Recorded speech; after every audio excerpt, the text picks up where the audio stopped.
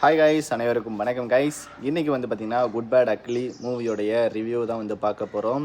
அஜித்குமார் அவர்களுடைய நடிப்பில் ஆதிக் ரவிச்சந்திரருடைய இயக்கத்தில் வந்திருக்கக்கூடிய படம் தான் குட் பேட் அக்லி. இந்த படத்தில் வந்து பார்த்திங்க அப்படின்னா குட்டு பேட் அக்லி அப்படின்ட்டு 3 வகையான ஒரு பார்ட்டாக வந்து பிரிச்சிருக்கிறாங்க.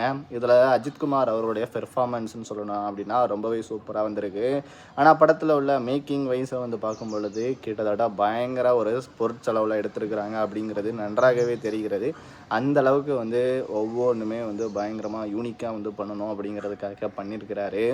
ஆனால் அவர் எந்த அளவுக்கு வந்து அந்த படத்தில் பொருட்செலவு, அப்புறம் வந்து அஜித்குமார்கிட்ட நடிப்பு வாங்குறது, இது எல்லாத்தையுமே பயங்கரமாக வந்து கான்சன்ட்ரேட் பண்ணாரோ அதே அளவுக்கு வந்து அந்த கதை கூட ஓகே தாங்க. அந்த ஒன்லைனாக வந்து பார்க்க போனோன்னா தன்னுடைய அப்பா வந்து ஒரு பெரிய ஒரு கேங்ஸ்டராக இருக்கார். அவர் வந்து பிள்ளைக்காக மாறணும், குடும்பத்துக்காக மாறணும் அப்படின்னு எல்லாத்தையும் விட்டுட்டு திரும்ப வரணும் அப்படின்னு நினைக்கிறாரு. அப்படி வரும்போது தன்னோட பையன் வந்து காணாமல் போயிடுறான். போலீஸ் வந்து பிடிச்சிருது.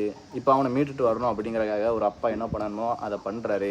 இந்த கதைக்களம் நல்லா தான் இருக்குது. ஆனால் அதில் வந்து பழைய பாட்டு, ரெட்ரோ சாங் அப்படின்ட்டு பல பாட்டுக்களை வந்து உள்ளே மிக்ஸ் பண்ணுது.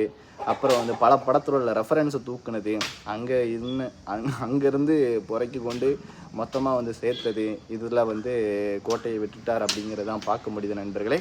ஸோ கண்டிப்பாக வந்து நீங்கள் வந்து குட் பேட் அக்லி படம் வந்து பார்க்கலாம். ஸோ உங்களுக்குமே பிடிக்கும்.